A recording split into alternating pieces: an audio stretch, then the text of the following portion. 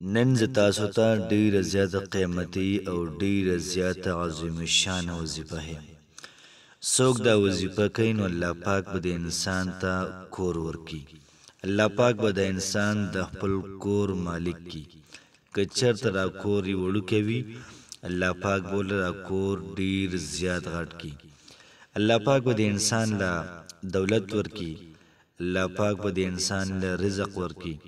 الله پاک به د انسان د ډیر زیات خیر او برکت مالک کی.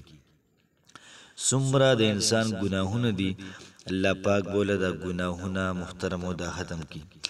که چېرته د دې سړي کاروبار نه وي، نوکري نه وي، دغه رنګې دیاړیو ته نه میلاویږي، انشاءالله العزیز تاسو د چهارندام نه پس دا وظیفه کوئ روزانه. انشاءالله العزیز یو څو ټکي دي الله پاک به ستاسو رزق دا وسیوا کی. الله پاک به تاسو له بهترین کور درکي.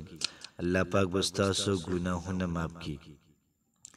بسم الله الرحمن الرحیم. شروع کوم د ډیر زیات بهون کی او د ډیر زیات مهربان رب په نوم باندې. السلام علیکم ورحمت الله وبرکاته. امید در کوم چې تاسو ټول په ټیک ټاک کې الله پاکم خوشحال آباد ساته. نن چې محترمو زمونږ کوم وظیفه ده نو دا وظیفه د هر کور، د هر زنانه، د هر نارینه او د هر چا د زړه ارمان او د هر چا د زړه خواهش ته محترمو. هر سړی دا وایي چې الله پاک دې ماته بهترین کور راکړي. هر څوک دا وایي چې الله پاک دې ماته ځان له کور راکړي. نو د ځان له کور دپاره، بهترین کور دپاره انسان دې دا وظیفه دا شروع کی. انشاءالله العزیز الله پاک بوله خپل کور ورکړي. داسې مجربه وظیفه ده چې د احادیثو نه دا نقل نه محترمو. په ژوند کې محترمو د هر یو انسان دا خواهش وي، د هر یو انسان دا تمنا وي چې الله پاک د انسان ته ښکلی روزګار ورکړي او ښکلی کاروبار د الله پاک له ورکړي. نو کوم سړی چې محترمو د چهارندام نه پس دا وظیفه کوي انشاءالله العزیز انشاءالله الله پاک به د انسان ته بهترین کاروبار ورکړي. دغه رنګ محترمو الله پاک به د انسان ته بهترین او مزیدار او اعلی کور ورکړي.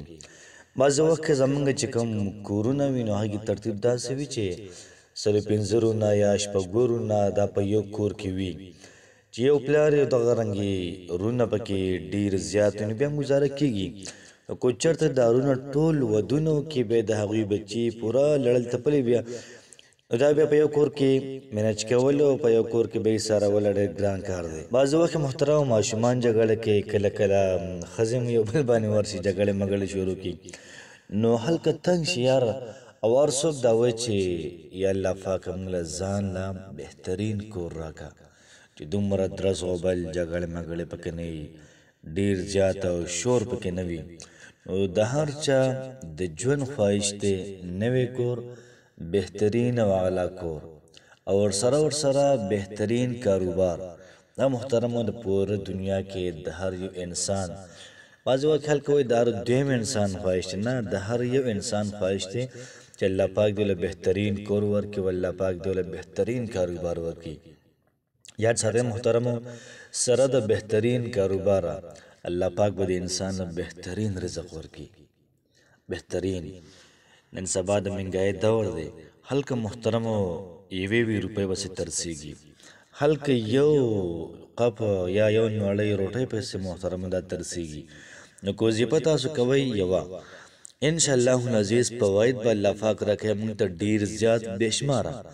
ترتیب به دا وي صرف یو ځل وظیفه تاسو کوئ، چهاردام وکړو څنګه راپاڅېږئ د چهاردام نه بس دا کلمات دا شروع کړئ تاسو. انشاءالله العزیز الله پاک نه کلک امید ساتم چې الله پاک به ستاسو حالات دا بهتر کړي. ما دنیا کسان لیدلی دي چې کم کسان د چهارندام نه راپاسي دغه دعا وایي د هغوی کورونه داسې ګورئ، کورونه یې پراخه دي، جایداد یې پراخه دی، دغه رنګې مال او دولت سره دی. یاد ساتئ محترمو دا کمې وظیفې چې دي، کم چې وظایف دي، دا وظایف انسان ته محترمو د هدایت لاره ښیي.